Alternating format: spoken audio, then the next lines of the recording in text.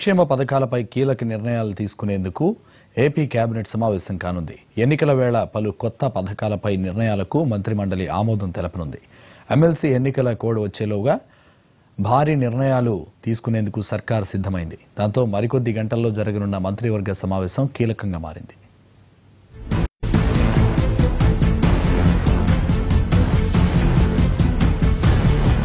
ఏపీలో దాదాపు నెల రోజుల తర్వాత కేబినెట్ సమావేశం అవనుంది. కీలక అంశాల ఎజెండాతో మంత్రిమండలి సమావేశం జరగబోతోంది. సార్వత్రిక ఎన్నికలకు ముందు కొత్తగా సంక్షేమ పథకాలను తీసుకురావాలని ప్రభుత్వం భావిస్తోంది. ఇప్పటికే రాష్ట్రంలో కొన్ని కొత్త పథకాలను ప్రకటించడంతో పాటు సర్కారు కొన్ని పథకాలను విస్తరించింది. తాజాగా జరగనున్న కేబినెట్ మీట్లో వీటికి ఆమోదం తెలపనున్నారు.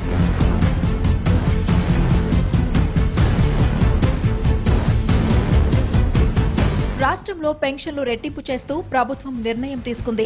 దీనిపై సీఎం ప్రకటన కూడా చేశారు. పెన్షన్ల పథకం విస్తరణ ద్వారా 54 లక్షల మందికి అదనపు లబ్ధి చేకూరనుంది. ఫిబ్రవరి 1వ తేదీ నుంచి 3వ తేదీ వరకు ఈ పెన్షన్ల పంపిణీ కార్యక్రమం చేపడతారు.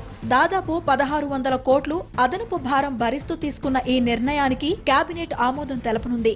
ఎన్టీఆర్ వైద్య సేవల లిమిట్ ను 2.5 లక్షల నుంచి 5 లక్షలకు పెంచుతూ కూడా ప్రభుత్వం నిర్ణయం తీసుకుంది. ఈ నిర్ణయం మంత్రిమండలి ఆమోదం పొందాల్సి ఉంది.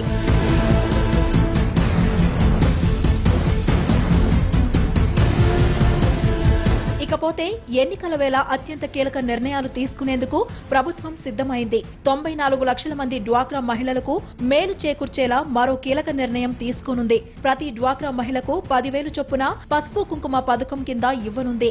దీనికోసం 9,400 కోట్లు ఖర్చు చేయనుంది. ఈ పథకాన్ని ఎలా అమలు చేయాలి అనే విషయంలో ఇప్పటికే ప్రభుత్వం ఒక నిర్ణయానికి వచ్చినట్లు సమాచారం. దీనిపై కేబినెట్ లో చర్చించి తీర్మానం చేయనున్నారు.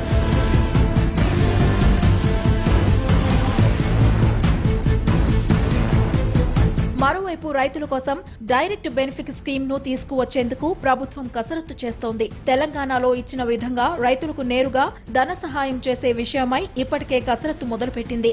దీనిపై నిర్ణయం తీసుకోవాల్సి ఉంది. దీనికోసం కూడా దాదాపు 10,000 కోట్లు ఖర్చు చేయాల్సి ఉంటుంది. కేబినెట్ సమావేశంలో ఈ అంశం కూడా చర్చకు వచ్చే అవకాశం ఉంది. వీటికి తోడు భారీగా రుణాల సమీకరణకు కూడా మంత్రివర్గం ఆమోదం తెలపనుంది. సంక్షేమ పథకాల విస్తరణ, రైతు రుణ చెల్లింపులు వంటి వాటి కోసం భారీగా నిధులు అవసరం ఉంటుంది.